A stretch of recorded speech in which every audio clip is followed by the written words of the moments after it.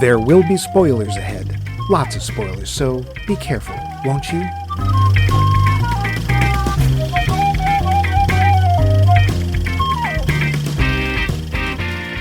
Hello and welcome to Max Mike Batman. This week we're starting a new Bat series, Focus on Batman. I'm your host, Batman, and here's your other host, Batman. Batman.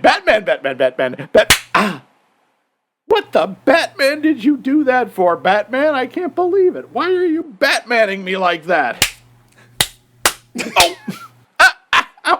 Okay. No more Batman! Right. Sorry.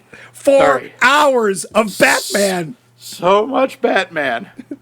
So much Batman. Right. Now, in all foolishness, folks, we are once again doing a short series focusing on the work of one particular actor. Last time, it was Mr. John Cusack. This time, we're focusing on someone who is nearly a foot shorter than he is. Scarlett Johansson. Is she? Ms. Johansson has been acting since she was 9 years old, starting with an uncredited part in a sketch on Conan O'Brien's old show and a credited role as John Ritter's daughter in the movie North. You remember that movie?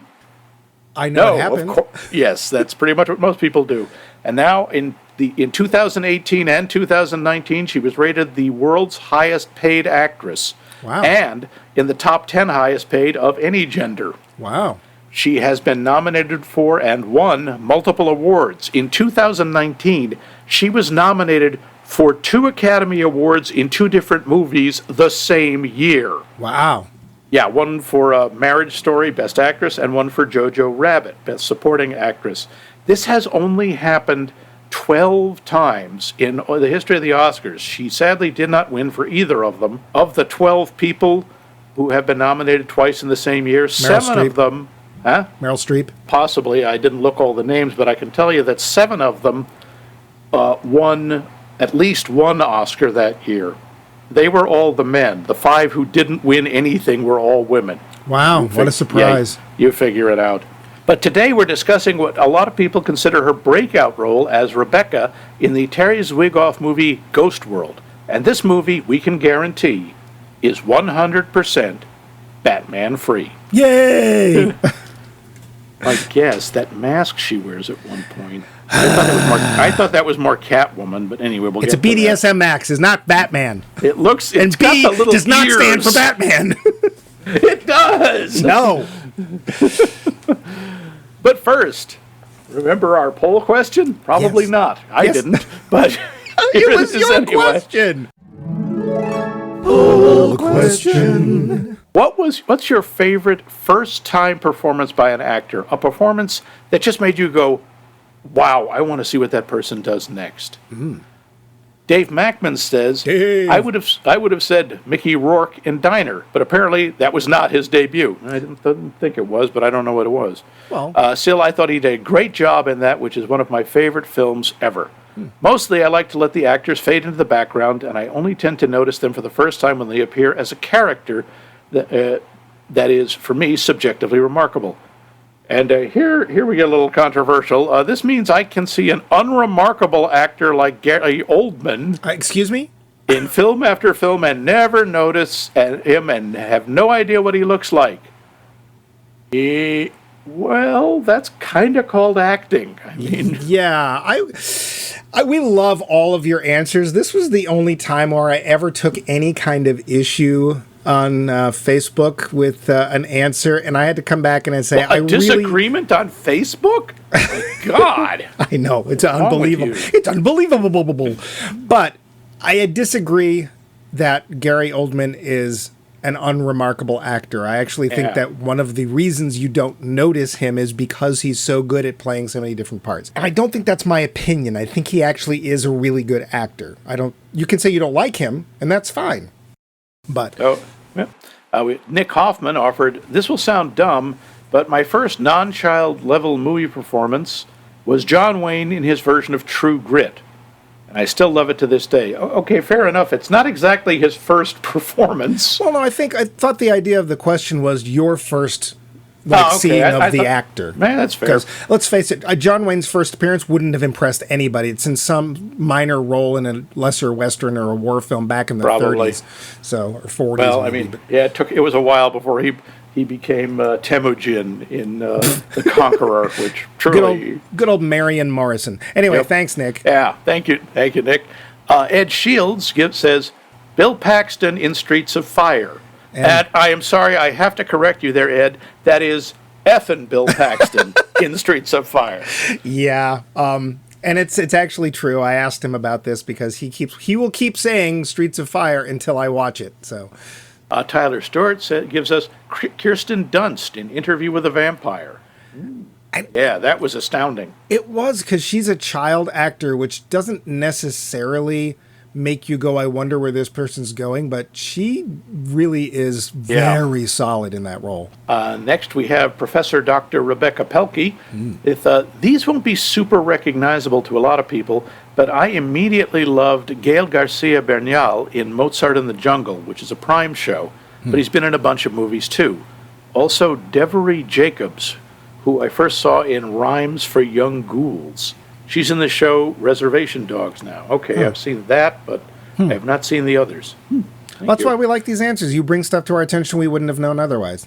Yes, and embarrass us by saying things we don't know about. Thanks a lot. Well, it embarrasses Max. Ben Carl says, Liz Taylor and Richard Burton in Cleopatra. I'd probably seen them before and didn't realize it. Burton and Taylor seem to almost compete with the production design for grandeur and scale. That's a point. They really were fighting against the scenery. Oh, they were fighting everybody. Yeah. But mostly they were fighting against a big pool of scotch. I was fairly young and very fortunate as their catalogs were completely available on DVD by that point, so I didn't have to wait to see more of them. Yeah. I am both pleased and sorry for you. Yeah, well, nobody can be Virginia Woolf, but that was a fun film. Angelo Patsalis offers Jude Law, Anthony Hamilton. He only did one series, Cover Up John. Well, Jude Law, I mean, boy, there's another person with a lot of range. He also, Chris Atkins in Blue Lagoon. Interesting. Now, see, it didn't make me want to see more of him as an actor. And we certainly see a lot of him I thought you saw quite a bit of him, period, in that. Even little Chris. Kelly Cooper says Danny Kaye. Okay. I used to watch old movies on Saturday afternoons after cartoons. That is an important clarification. Thank you, Kelly. Yep. And I saw him in something and fell in love. This was in the 1970s, early 80s, before the VCR was affordable or popular, so I didn't have any options, but I loved catching his movies on Saturday. I know I saw Wonder Man, that one, The Court Jester, oh sure, and A Song is Born, which has a fascinating history. Wait, is that A Song is Born or A Star is Born? Probably Star. Which has a fascinating history of remakes and is one of the few where he doesn't sing because the studio refused to pay his salary his wife negotiated. Oh. I might have seen A White Christmas too, or that might have been later. I never did get around to watching all of his movies, but I've lost count of how many times I've seen The Court Jester, of course.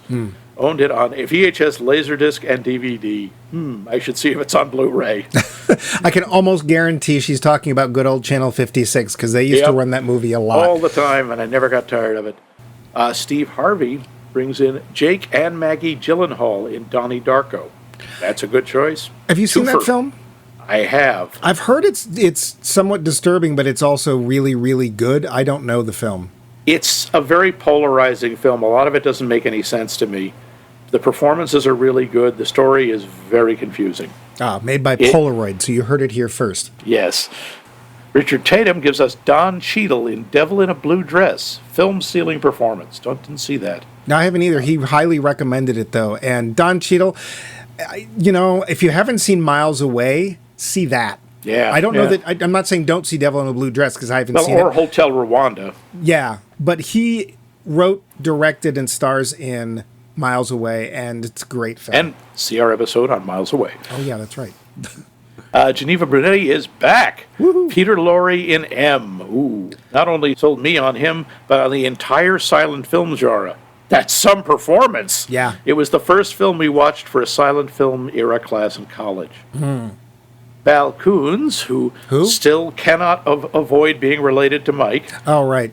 said, Humphrey Bogart. Who?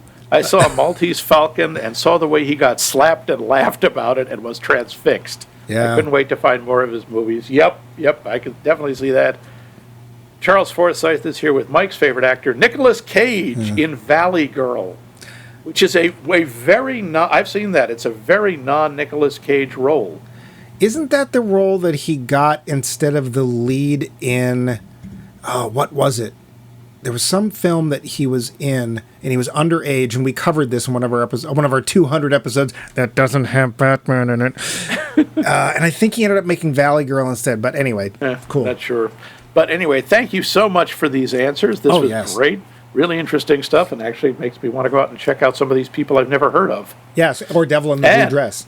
Then speaking of which, Mike. Oh. So who was your guy or your actor when you saw them and you said, I have got to see what they're going to do next? Well, and this actually happened because I saw this actor who I'd never heard of before and immediately was like, let's go to the video store and find out there must be other things. And unfortunately, it's a problematic actor. Uh-oh. It's Kevin Spacey. Oh, and I saw him in Usual Suspects, which I adore. And I was like, movie. Who is this guy? See our episode on Usual Suspects. It's like, who is this guy? I've never heard of him. And has he done other things? It turned out he had. I'd say his probably best known role is either that or American Beauty. American Beauty got a lot of press when it came out. But he did a couple other films. We did one on The Big Kahuna. See our entire episode on The Big Kahuna. He did something called K-Pack, which I did not see.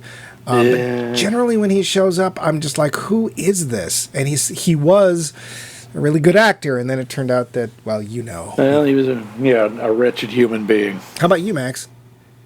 Me, it was kind of a sad one. It was Heath Ledger. Oh. When I saw A Knight's Tale, and I thought, this guy's really cool. I want to see what he does next. You know what I saw him in first was this dreadful fantasy show called Roar. Oh, that's right. Yes. It was like a medieval Irish fantasy. Yeah, and he was the lead in that. And I'm like, who's that? And he turned out to be, somebody pretty amazing, but, Yeah. Actually, I think, now that I say it, I can't remember whether Knight's Tale was first or 10 Things I Hate About You was first. Oh. It might have been that, and I liked him in that, too. I thought, this guy's... It's funny, he's not classically handsome, but it's really hard not to look at him. I disagree. He isn't. His face is kind of unusual. It's just it's very distinctive. I thought he was attractive, but there you go. He is, but he's just not standard. That's what made him stand out. He doesn't look like... Hello, I am Hollywood bot male model 1. You mean Christopher Atkins? Oops! Oh! Yes, pretty much. Yeah. Well, that was a good poll question, but, if we only had another one. Oh, well. Yeah, well, we don't. So moving on. All right. So, what movie that you've never actually seen but looks so disturbing you never even want to give it a try? A movie you just saw and just said, nope, no, Max's answer will have spiders in it. Right, very likely, but kind of. And how can they That part is a secret, and we will reveal that along with today's secret word at the end of the episode. Yeah, the secret word's going to be hospital in a second. But no, now we move on to the actual movie we're talking about, Ghost World, and trivia. Facts. So, the budget, $7 million. Yeah. This was a little indie film. Worldwide gross, $8.7 million. So, it made its money back. Kinda. Yeah. But you can see why there was not a Ghost World 2 Electric Boogaloo. Yeah, well. This movie was based on a graphic novel by Daniel Clowes. Clowes. Excuse me, Clowes, as in Santa. That's Claus. Thora Birch's character, the main character, her name is, and I don't know if they ever say this, but her name is Enid Coleslaw. And Enid Coleslaw is an anagram for Daniel Clowes. Yep. Ain't that cute? This is the first film based on a graphic novel or comic book ever to receive an Oscar nomination for Best Adapted Screenplay. It didn't win. Nope. Hollywood don't like them comic books. There may be other reasons. According to director Terry Zwigoff, Steve Buscemi was so uncomfortable playing the role of Seymour that whenever shooting completed for the day, he'd immediately change his clothes so he could look completely different. It wasn't exactly a good look for Mr. Buscemi. Not really, but it works. Yeah. There is this odd scene where Enid and her friend Rebecca are trailing these two people they decide are Satanists. Yeah. The male Satanist is played uncredited by the production designer Edward T. McAvoy. He got the part in the last minute, based largely to his resemblance to Anton LaVey, who had been the director's first choice, but who inconveniently died 4 years earlier. Yeah. McAvoy had to shave his head completely bald just for that scene. Nice. Anton LaVey, by the way, for those of you who don't know, was a famous Satanist of the 80s and 90s. Seymour's room is modeled after Terry Zwigoff's own room, particularly the shelved record collection, pinup art, and historical memorabilia. The character of Seymour appears only as the victim of the girl's prank in the comic, and was made significant at Terry Zwigoff's suggestion. Another change includes Rebecca having a rather diminished role compared to a role in the comic, which gave a more balanced amount of attention to both girls. Well, we'll talk about that. Yeah. Enid's notebook drawings, Enid is basically an artist, and the drawings are done by Sophie Crumb, Robert Crumb, and Aline Kaminsky Crumb. What crummy drawings. Sorry, Aline Kaminsky Crumb's daughter. This is mentioned in the closing credits. This is Crumb as in R. Crumb. Right. And Terry Zwigoff, by the way, is the guy who directed the documentary Crumb. Yes. So he knew Crumb. Oh, it goes further than that, but we'll get into that. The production team reached out to Sophie Crumb after Daniel Clowes insisted to Terry Zwigoff that Enid's work had to be created by a female artist. Clowes insisted he should not do the drawings. The film was not an easy sell to mainstream audiences, as the Take might have told you, which got studios thinking of the strangest ways to make it more accessible. According to Zwigoff, one executive suggested that let's have a bus at the end with the destination art school spelled out on it. Another suggested a double wedding where Enid marries Seymour and Rebecca marries Josh. Yes. Sure. Yes, this, I believe, was filed under stupid. When Enid first talks to Seymour at his garage sale while flipping through records, she holds one up and asks if it's any good. Seymour says, no, not really. The record he's holding up is one of the R. Crumb and his Cheap Suit Serenaders records. Yep. The same guy who was, that R. Crumb. Yeah. On the cover of the record, the slouched character on the far left that looks kind of like Albert Einstein playing a cello, like you do, is Zwigoff, who was a member of the Serenaders and a good friend of Crumb's. And there's more of that too, but we'll keep going. Yeah. Clowes and Zwigoff presented Alfonso Beto with the task of making a comic book look to the movie. They asked for a fresh technique. Earlier examples of the form, like X-Men in 2000 and Dick Tracy in 1990, were dismissed as literal-minded and, quote, insulting to the art form. According to Clowes, cameraman Beto really took it to heart, carefully studying the style and color of the original comics. The final cut is just slightly oversaturated, purposely evoking the way modern world looks, where everything is trying to get your attention at once. That's really weird because the original comic was black and white. Huh. Okay. And blue. But the Coon Chicken Inn was a real restaurant chain founded in 1925 in, this will shock you, Salt Lake City, Utah. However, it folded in the late 50s and did not change its name to Cook Chicken as in the film. The Coon Chicken poster that Enid submits as her final piece for art class was in fact painted by Crumb. There's other stuff, mostly about the differences between the comic and the movie, but I think that'll cover it. Do give us a story, Max. Tell me a story. Oh, boy. Enid and Rebecca are two disaffected teenagers fresh out of high school, disgusted by the world around them and everyone in it. Just ask them. Enid, perhaps more so. Neither has any idea what they want to do with their lives, but Rebecca slowly finds her way into a more conventional life, which Enid resists with all her strength. Enid, a budding artist, however, does form an odd very odd, bond with a 40-something social misfit, obsessive record collector, Seymour. A bond which strays into some awkward territory. Enid is just trying to find her way in the world as it feels like her world is falling apart around her, as so many teenagers feel, as so many people feel all through their life, as it often feels for many of us. The film. So, the usual starting question. Did you see this when it came out? No. I have never seen this movie before. Me neither. Yeah, it was one of those I always kept meaning to because it has all these people in it I think are really cool. I like Thora Birch. I like Scarlett Johansson. I like Steve Buscemi. I didn't even know that Bob Balaban is in this movie. Who's that? He was Enid's father. Right, but see, I recognize him. It's like, oh yeah, you were a nebbish in another film. What he film? is in everything. He tends to play small, nebbishy men because, well, I'm sorry, Bob, you're terrific, but he does tend to have a type. Yeah. Terry Garr is briefly Terry in this. Garr, who is uncredited as Maxine.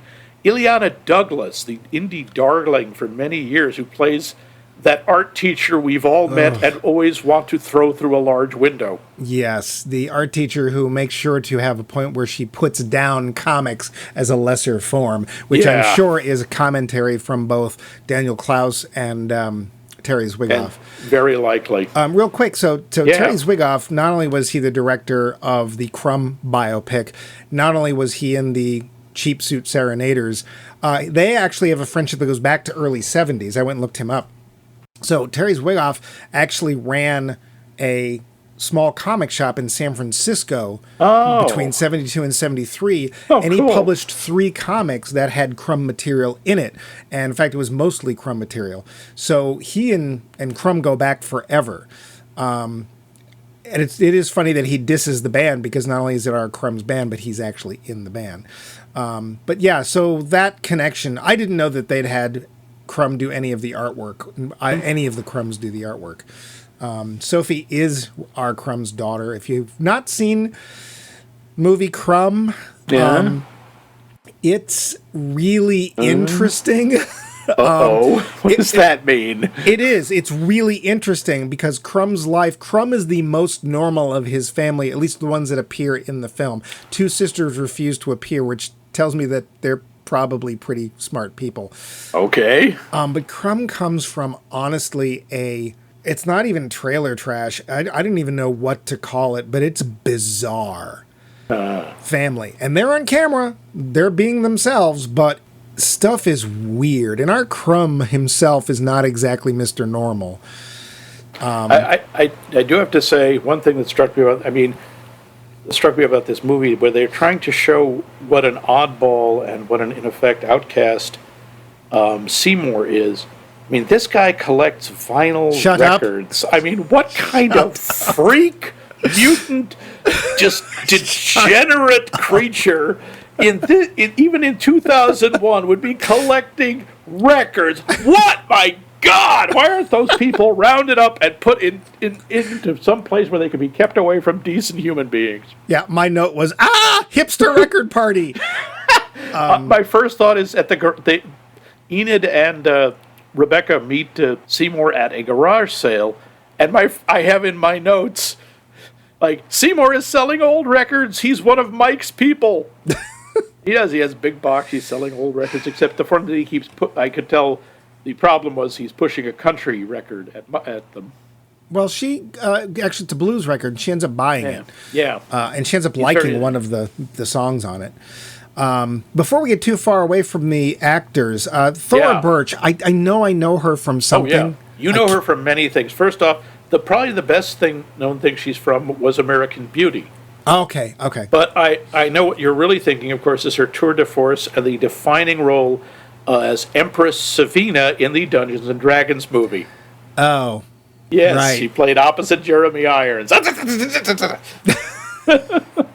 I suffer without my stone. I know that's Eragon, damn it. And there's somebody else I want to mention, but before we get too far, since this is about her, what do we think of Scarlett Johansson in this movie? I really was impressed by her. She underplays so well in this. Her entire performance is very muted. and yet still very. You can still see some of the inner life. It's a little tricky because, and it's tricky for Thora Birch too. This is another one of these. Oh, look at this! We have two women, two teenagers, and they were, by the way. I mean, Scarlett was 17 and Thora Birch was 19 in this, and two thunderously beautiful women who we are supposed to believe have no idea how pretty they are. Yeah, I mean, at least they didn't put glasses on her. No, they do that on Enid. Yeah. Well, she's matching the comic character. Yeah. Okay. If you want to say that. I honestly think Scarlett's a little wasted. She's capable of a lot more. And here's the thing, having not seen this film, but I have read the comic a number of times, and you mentioned this in the trivia, that Rebecca's role was lessened to, quote, better balance out the characters. This is Enid's movie. I'm sorry. It's not really about Rebecca at all. The quote was badly phrased. Oh. They're saying in the comic, it's more balanced. Oh, okay. I agree with that. It's absolutely true. She's much more a supporting character in here. Although this is a movie that really got her noticed as an adult actor. Before this, she was a child actor. And she was usually a so-and-so's sister, daughter, or what have you. I have this feeling there's other movies we're going to watch that were made, not that long after this, the one we're going to find out also helped her career. But we'll get into that later. There's one actor you left out, and I was kind of surprised because I saw him in the credits, and I'm like, where is he? And I had to look him up, and I was like, oh, that was him? And that's Brad Renfro. Okay, where do I know him from? The Client. Oh, was he the kid? Yeah. Oh. So Brad Renfro is unfortunately a very sad story. When they did The Client, which is actually a terrific film with Susan Sarandon, who she plays a lawyer. And Tommy Lee Jones. And Tommy Lee Jones. And boy, their screen chemistry is great together. Yeah. And what happens is, if I remember correctly, is this young kid and his brother witness a murder. Yeah. But it's made to look like the kid is more involved than he is, and Susan Sarandon's character takes him on pro bono, and he becomes her client. And they picked a kid who was not an actor literally out of a trailer park because they liked his street smartness and his humor. But he was just a kid, and I think he was like 11 or 12. Yeah, but he walks away with that movie. He's excellent. He's really good. And sadly, what happened is he did a few films, and he got into or back into drugs and alcohol. He was in and out of rehab. This was not his last film, but close to it. And he's barely in it. He plays Josh, a character who also had a much bigger role in the comic. And at one point, one of my notes is, what happened to Josh? Like, he looks like he's driving them around. He's obviously somebody they hang out with, much to his chagrin. Although you also get the hint that as much as he finds them annoying, he also likes the fact that these two women have some interest in him. Yeah. And he just disappears for most of the film and then shows up very briefly at the end in a scene that I actually think was fairly unnecessary. But that's Brad Renfro having grown up, and he does fine with the 3 lines he's given. Yeah. It's just sad because, Hollywood, and there was a lot of talk because of this, where Hollywood does not take any kind of responsibility for its child stars. Yeah. And he's not the first, and sadly probably won't be the last that this sort of thing happens to. But it's basically like, hey, thanks for making this movie, bye. And especially when you're that young and you suddenly have all this fame thrown on you and you come from nothing, you have no idea how to deal with that. I wouldn't know how to deal with it now, and I come from the middle class. But I just wanted to mention him because I remember seeing him in The Client when it came out and really liking him and thinking him and the kid from T2, whose name I'm blanking on. Edward Furlong. Furlong. I'm like, I wonder where these kids are going. And Edward Furlong did a few movies and then kind of silently... Yeah, as far as I know, he's still around. But Brad Renfro, I knew, died a sadly. He OD'd on, I think it was heroin, which is sad. There are other, surprising people. There's a whole lot of unknowns in this movie, and a whole lot of never was. But here and there, like the Josh's boss at the Sidewinder, is Brian George, whose name you may not know, whose face you might know. He's been in everything. He's one of those guys who goes, okay, this week you're playing a Greek guy. This week you're playing an Indian guy. This week you're playing an American Indian. he's very pan-ethnically cast, and he does a lot of voice work. You'll see him in all sorts of stuff. And, of course, at the creepy vinyl heads party where Mike hangs out, sorry. Fired. Yeah. The creepy guy who keeps hitting on Becky, that's David Cross. I know, it's like I recognize you, and you always play a creepy guy, and I always want to slap you. He also does a lot of voice work. He was Minion in Megamind, and of course in Kung Fu Panda, he's the voice of Crane. Oh, okay. Yeah, he tends to play very annoying, nerdy, punchable characters. They should have had him with Enid's dad. Yeah, in some ways, there's some very painful elements in this movie. The whole way that Seymour comes into Enid's life is, and this struck me, they're reading personals. Anyone remember those? Yeah. Personal ads in a newspaper. And I swear, reading them, it sounds exactly like Tinder profiles. Yeah, you can't swipe left on a newspaper. Yeah, and what they're doing to him is they catfish him. They call him. They call the number he leaves because he said, he's looking for some blonde woman he had a moment with. And he said, yeah, I'm her. Come and come and meet me at this malt shop, just to screw with him. And Enid ends up feeling bad for him because he looks so pathetic. And let's face it, Steve Buscemi is, I think, a very underrated actor. He doesn't have a whole lot of range, but what he can do, he does very well. He's really good at being either really sleazy and unpleasant, or being oddly likable and pitiful. I think that's actually a pretty broad range. Because I look at him from Fargo, Sierra and Terra episode on Fargo, and I look at him in this, and they are not the same character at all. Now, he does have one of those faces where, unlike Gary Oldman, it's really hard to lose him in a crowd. He's very distinctive. It's those eyes. And That's also, part of it. Even little things like he plays Donnie in The Big Lebowski, and he has almost no lines, and what he does, he just says over and over again. And yeah, that Lebowski, that's your name, dude. Dude, that's your name. That's your name. Your name's Lebowski. And yet again, totally different character. He's very good, and he's really good in this. He is. I would say arguably he's the best actor in this film and doing the best job. I think he may put in the best performance, although I think Thora Birch does a really good job. I agree. Look, Scarlett Johansson, I think, is the one who goes on to be the best, because Scarlett Johansson, I think, is an astounding actor. Well, we'll find out, won't we? Yeah, she's one of those, unfortunately, and we'll be bringing in more stuff about her throughout the series, as we did with Mr. Cusack. She's one of those people, she's coming dangerously close to Kevin Kline territory. As Kevin Kline, as I have mentioned... Tell us why you hate Kevin Kline. Kevin Kline is my nemesis. And someday he may actually hear of me. But Kevin Kline was proof, when I was young, he was mathematical proof that the universe is colossally unfair. I first saw him, I can't remember if it was The Big Chill or Pirates of Penzance, which came out first, but I'm going, wow, this guy's really good looking, and he's a really good actor. Okay, there are a lot of those. Oh, wow, he can sing, too. Okay, that's fun. Wow, he can dance and play the piano and juggle, and now he's in Fish Called Wanda, and he's really funny and an acrobat, and he's married to Phoebe Cates. I was like, how is this fair? Yeah. And worst of all, apparently he's a nice guy.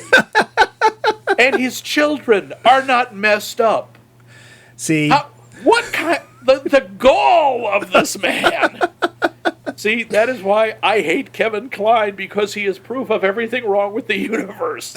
Well, maybe I can make you feel a little bit better, Max. What's the last movie you saw with Kevin Kline in it? I don't remember, but I saw him in an off-Broadway Noel Coward play, and he friggin' nailed it. Guy was like in his 60s or 70s, and he just blew the doors off the place.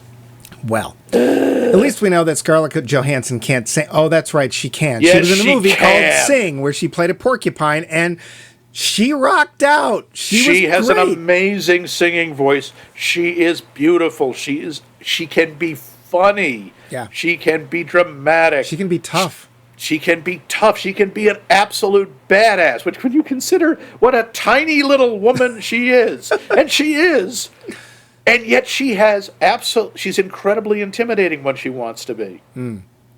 The only thing I don't know is I don't know if she can dance, and I don't want to know.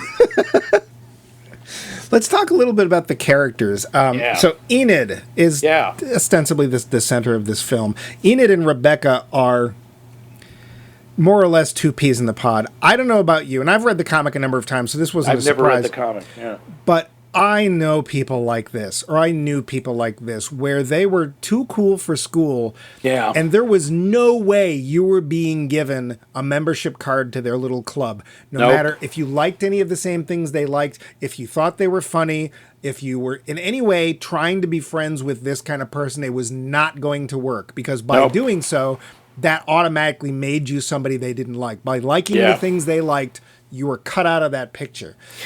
And that part I found very believable, because I definitely knew people like that. And it's like they have this charisma.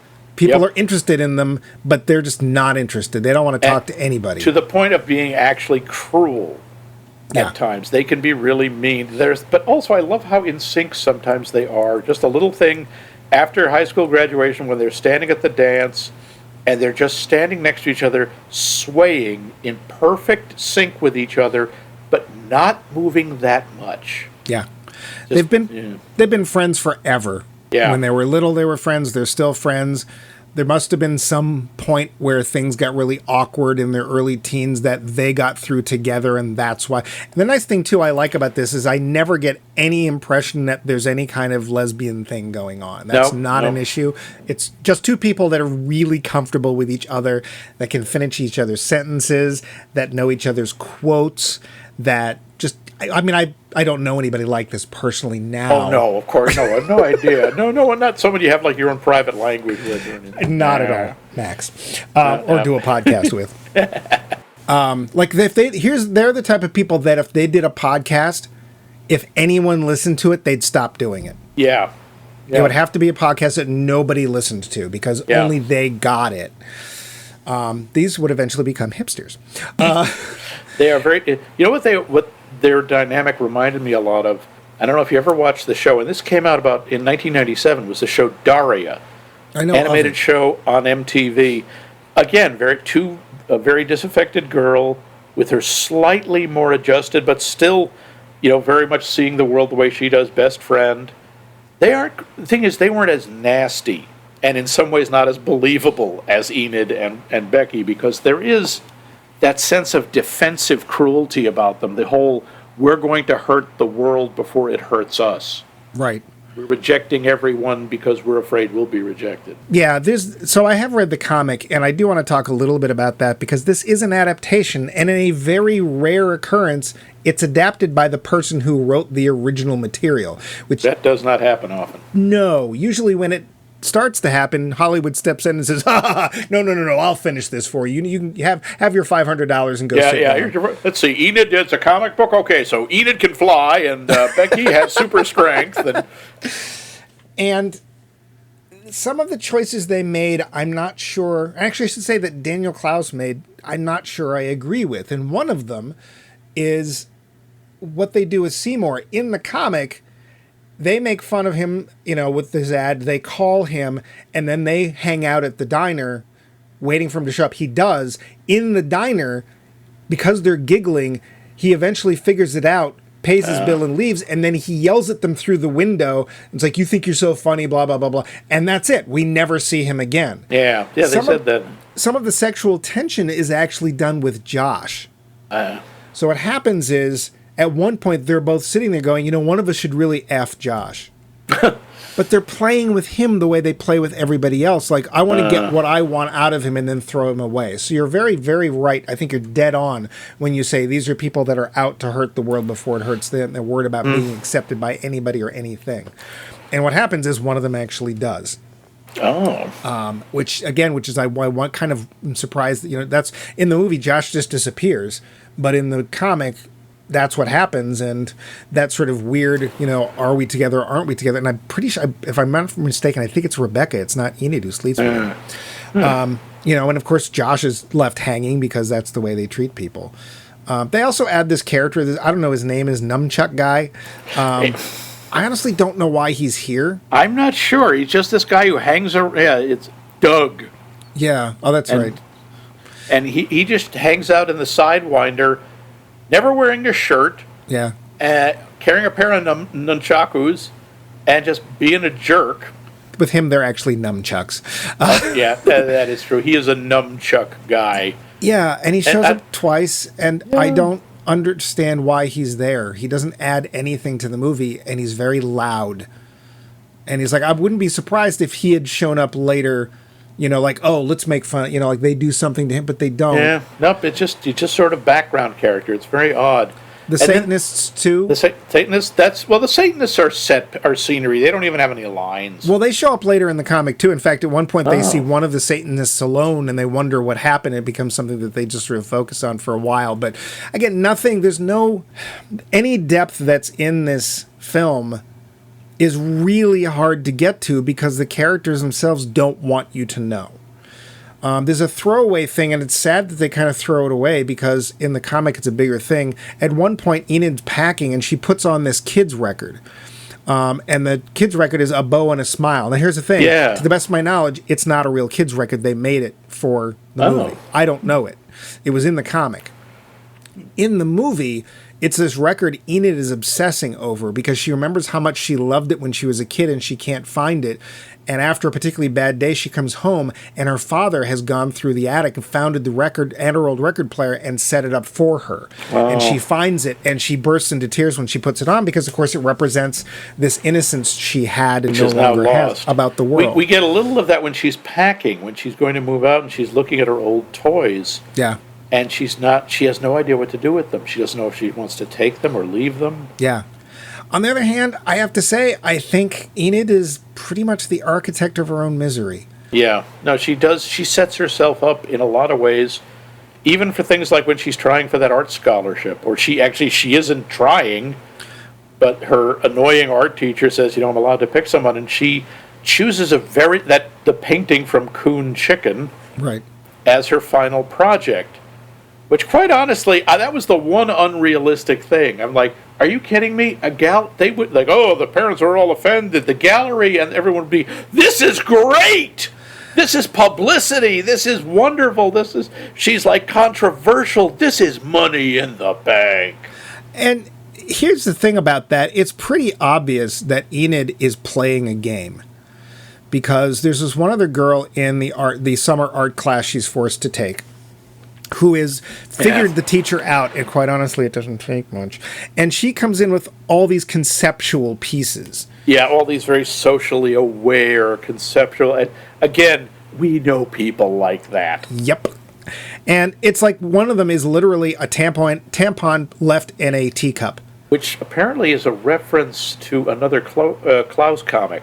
It might be. I couldn't tell you off the top of my head. I've read a bunch of them. It didn't jump into my head. It might be either from Art School Confidential, which also got made into a film. In fact, it's probably that one. Okay. But, of course, it's obvious that this girl has figured out how to get the attention of the art teacher, basically. And she talks about how it's, it's tea, like it's very, proper and it's very formalized, but then the tampon, and she starts faltering, and the teacher just jumps in and goes, is representative of women. And she's, yeah, that's what I meant. And it's just like, okay. And, you can still hear Enid rolling her eyes. Yeah, it's drowning out the Nora Jones CD pretty solidly. Yeah, but what does Enid do? She decides, it seems to me, maybe you have a different opinion. It seems to me that she's like, I can play this game and I can beat you at your stupid game. And that's why she brings in the poster. Not because she actually thinks it has anything to do with race. In fact, when she's describing it, she seems fairly halting. Yeah, she's basically making it, when the teacher is saying, so what are you trying to say with this? And you really get the feeling she's making it up on the spot. And the sad thing is, that's true. She's not wrong. No, she isn't. She's actually dead on.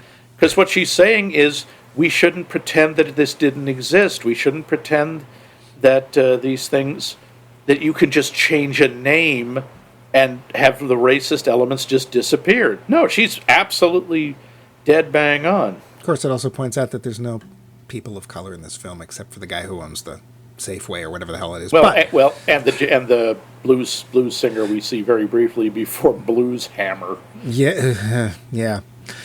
I do want to talk about there's kind of an awkward part of this of Enid and Seymour's relationship. Yeah, Enid is basically at a low point in her life. She feels everyone's let her down, and she basically goes and sleeps with Seymour. Yeah, who is about 30 years older than she is, and has not in any way come on to her, because he's like, "What the hell would she want to do with me?" And he's right. He says as much. Because she has been throughout the movie. She's been trying to set him up with a date. Right, the woman he actually was trying to get with in the first place. And she's been trying to convince him that yes, women would want to go out with him, and I have to say I'm not so sure she's right. And I got to give him credit. I really like this performance of him because Steve Buscemi brings this real self-awareness about Seymour knows what he is. I mean, he's an obsessive collector. He says, "Do you think it's healthy to obsessively collect this stuff?" He has 1,578s. Yeah, 1,507, not standard 33 and a third record albums that people could play on normal record players now. Yes, most of the ones you buy now, I don't think can they handle 78s? Nope. Yeah, he has 1,500 records that only he and his strange collection of friends can play, and he shows no sign of changing that. He doesn't want to change who he is. I kind of admire that. And she asks him at one point, "When I was trying to set you up, did you ever think about going out with me?" And he looks at her like she's insane. She goes, "No, you're a beautiful young girl. Why would you be interested in me?" Yeah. And then they have champagne, and which she basically makes Seymour do everything. And let's face it, the way the character's played very well, Seymour doesn't have a lot of backbone.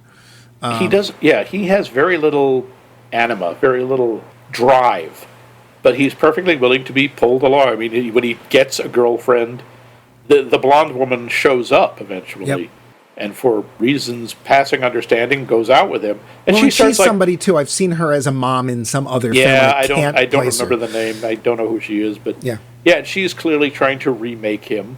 Right. It is very strange, and I think that the part that's really most disheartening about it is we know fully well what's going to happen. The next day, sure enough, Enid has gotten out of bed and left before Seymour's woken up. And when none of it, at least I wasn't, well, of course I read he's not in the comic. No. But I was not surprised at all that Enid doesn't call him and doesn't want to talk to him, because basically she took what she wanted, which was a moment of intimacy, and nothing, it also meant a moment of vulnerability for her, which she can't stand. Right. And then, I mean, he goes looking for her at the apartment she and Becky are allegedly moving into together. I have to say, Becky does something rather cruel. She shows him Enid's art book, right, where she's drawn a comic of him sitting alone in the diner the first time they saw him, waiting for the woman who was never going to show up, and he's drawn as a loser, and he just loses his stuff and goes out to he thinks she's having an affair with Josh, and he goes and tries to start trouble, and mullet guy ends up beating him up. Because whatever. Yeah, I don't know why. So that scene, real quick, the one in the apartment where basically Rebecca turns on Enid. Now, to be fair, Enid has basically been blowing her off too at this point, and doing things without her, even though they're fast best friends, etc., etc. But at that point where they're in the apartment, did you actually find that turning of Rebecca believable? I did.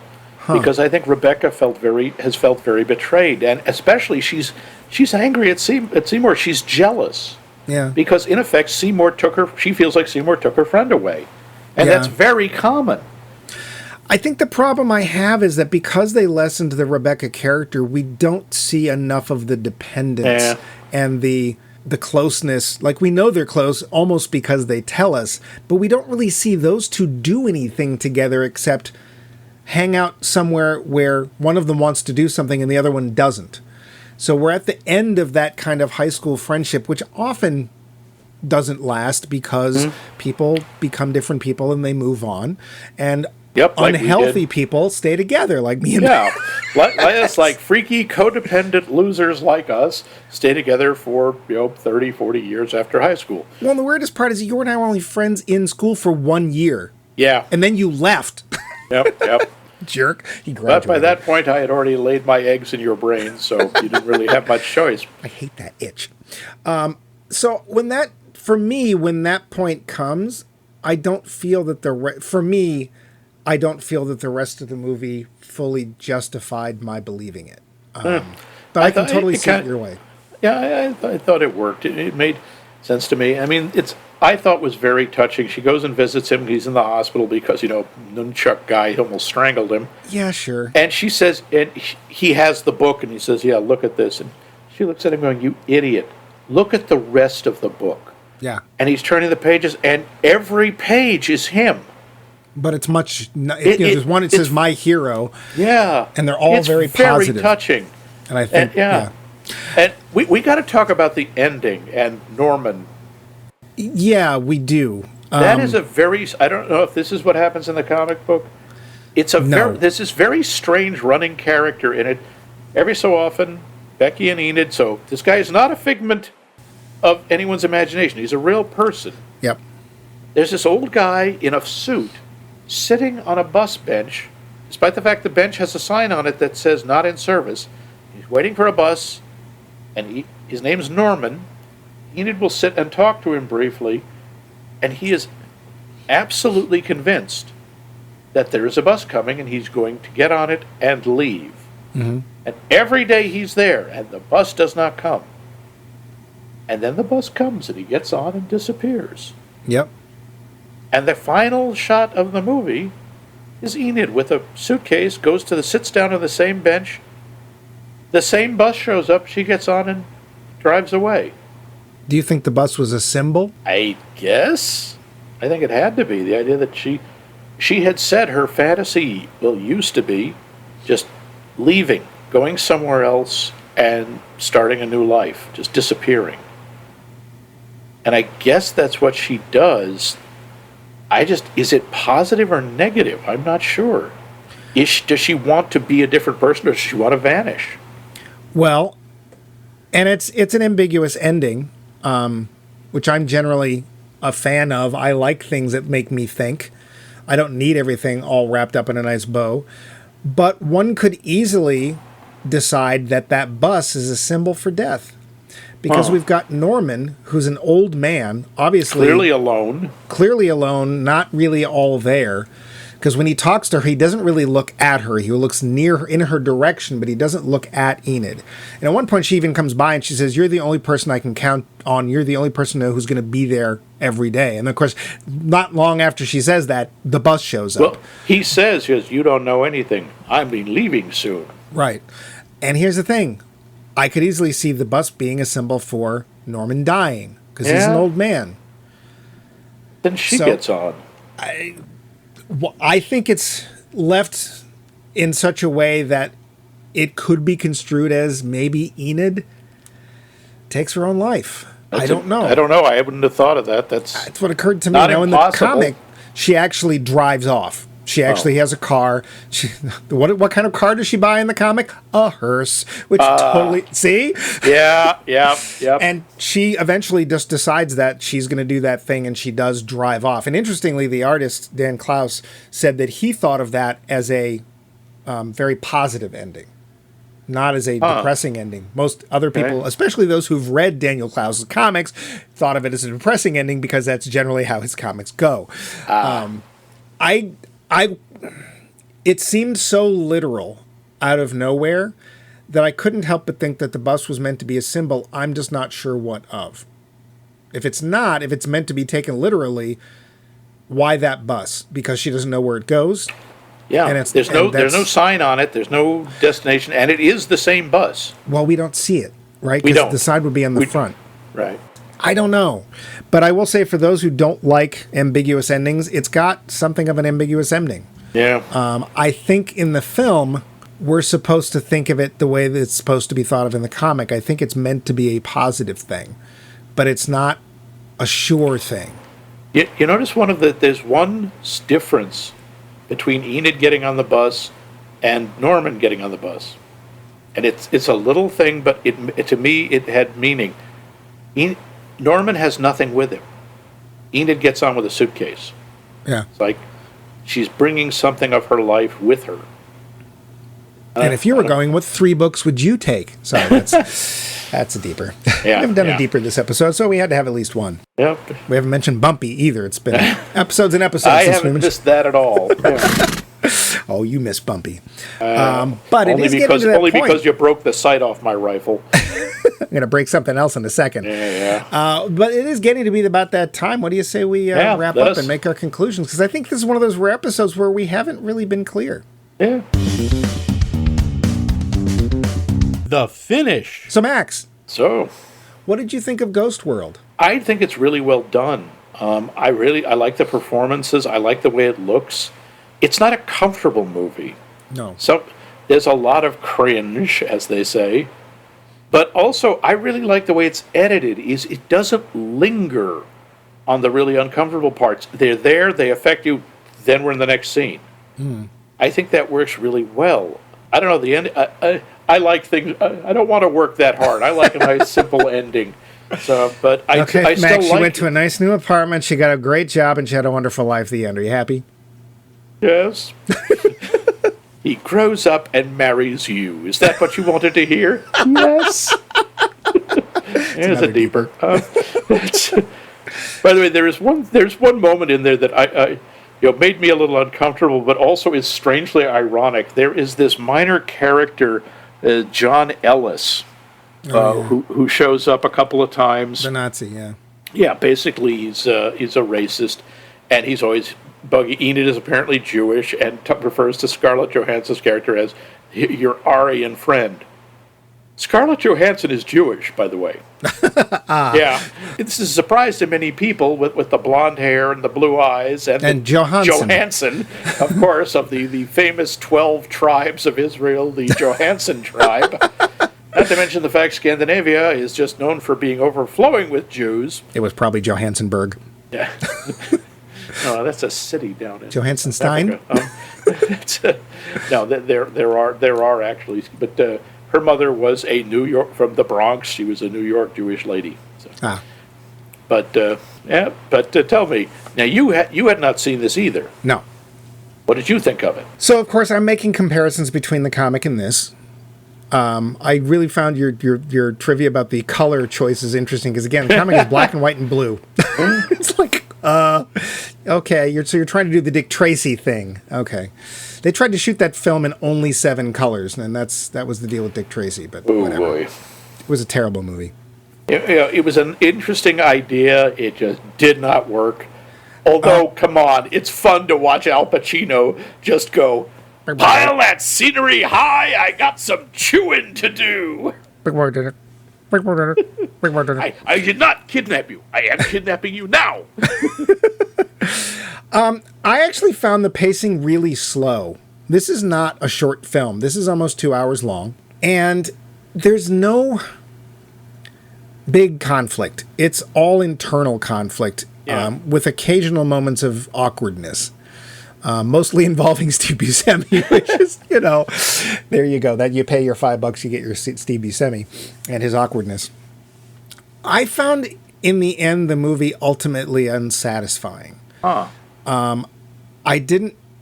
felt we got too much Enid. We don't see her really succeed at anything. We don't have any idea where she's going.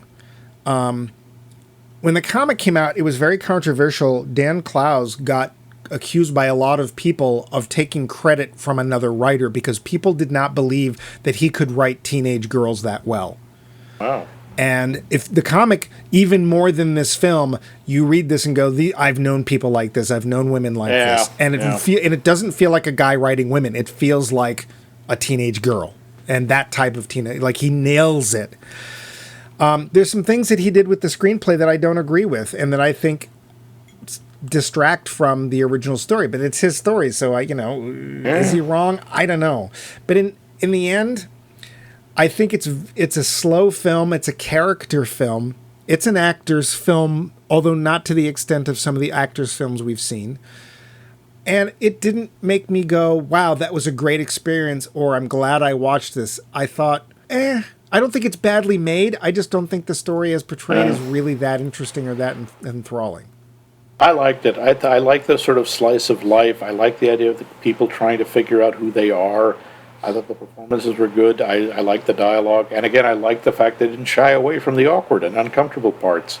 Yeah. And I thought I really liked the characters who did a lot with very little. Bob Balaban's character has maybe 4 lines, and I know his character completely. Yep, it's true. Totally, yep.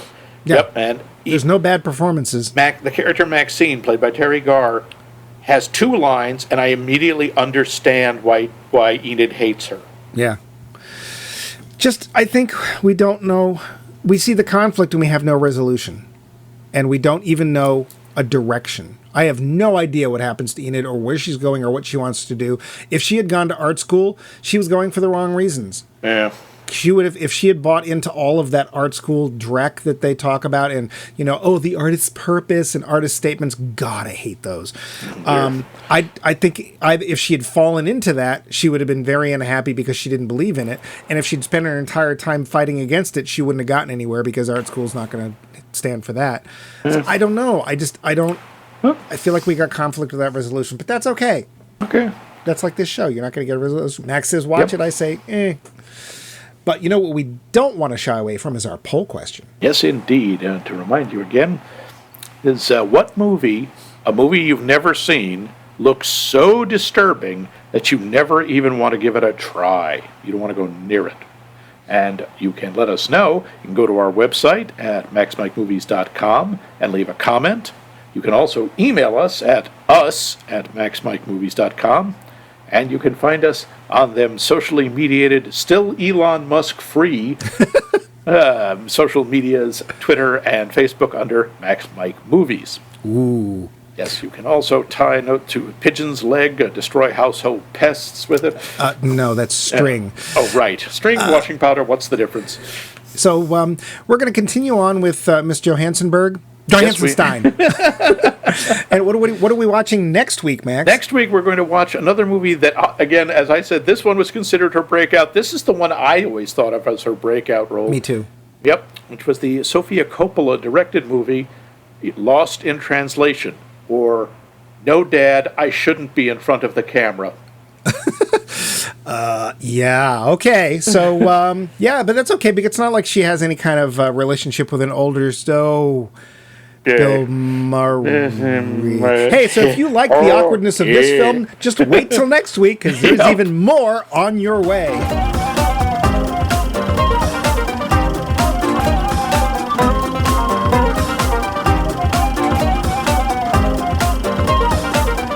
This has been a co-production of The Voice of Max and The Movie Wrench.